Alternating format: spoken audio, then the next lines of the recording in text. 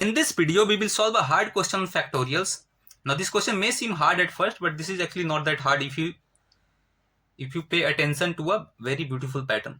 So this question says find the unit digit of 1 factorial raised power 1 plus 2 factorial raised power 2 plus 3 factorial raised power 3 plus so on 50 factorial raised power 50. Right? So now here what I will do is I will start from 1 factorial. So 1 factorial is 1, 2 factorial, 2, 3 factorial. Now, in what I can do is, rather than doing 3 into 2 into 1 equal to 6, what I can do is I can use the previous information and I can find easily by multiplying the current number, right? So for example, 4 factorial, if I want to find, one way is to do 4 into 3 into 2 into 1. But if I know the value of 3 factorial, then I will simply take the last factorial value and I will multiply by the current n. So multiply by 4, 24. Similarly, for 5 factorial, I will take the last factorial value, I will multiply by that by 5. So I will get 120.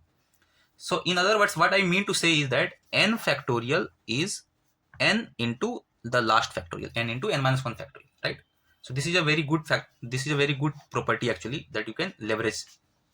Okay. Now, what is the benefit over here? The benefit is that if you notice from here, 6 factorial, that will be, let me take the last and I will multiply by 6, 720. Now notice from here, this 4, 5 factorial. Now from here onwards, I will always going to get 0 as unit place digit, right? Right? Because I will keep on multiplying by next number and so on till 50 factorial, and I am always going to get, let's say 50 factorial. This will be also 0, some 0 here.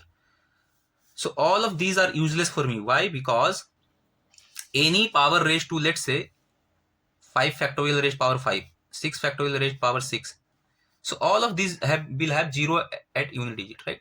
So these are all useless. So what is the area of interest for me? The area of interest for me is that 1 factorial plus 1 factorial raised power 1 plus 2 factorial raised power 2 plus 3 factorial raised power 3 plus 4 factorial raised power 4.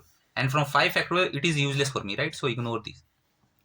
So this will give me 1.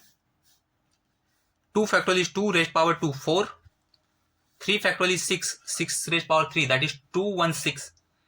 But I am only concerned with unit digit. So 216, unit digit is 6.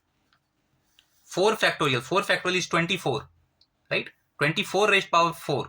I don't need to find the actual value, simply find the unit digit, right? Simply find the unit digit. 24 into 24 into 24 into 24. 4 into 4, 16 into 4, 64 into 4, 256. So 6. This will give me 6. Okay. So 6. So my answer will depend on this only. So 6 plus 6, 12 plus 4, 16 plus 1, 17. But since I want only unit digit, so what will be the unit digit? 7, right?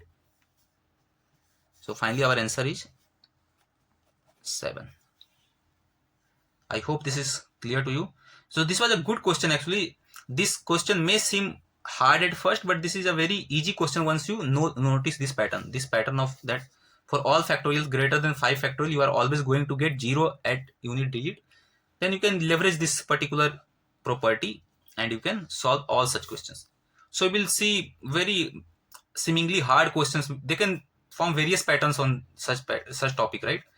They can put large powers here also, right? And they can extend this 50 factorial to, let's say 2000 factorial, but still the answer will be remain same, right? Because from 5 factorial this doesn't make any difference. So this is a very good concept actually. This is a very good property that you should always be aware of, that from 5 factorial I'm always going to get 0 at my unit digit. So thank you.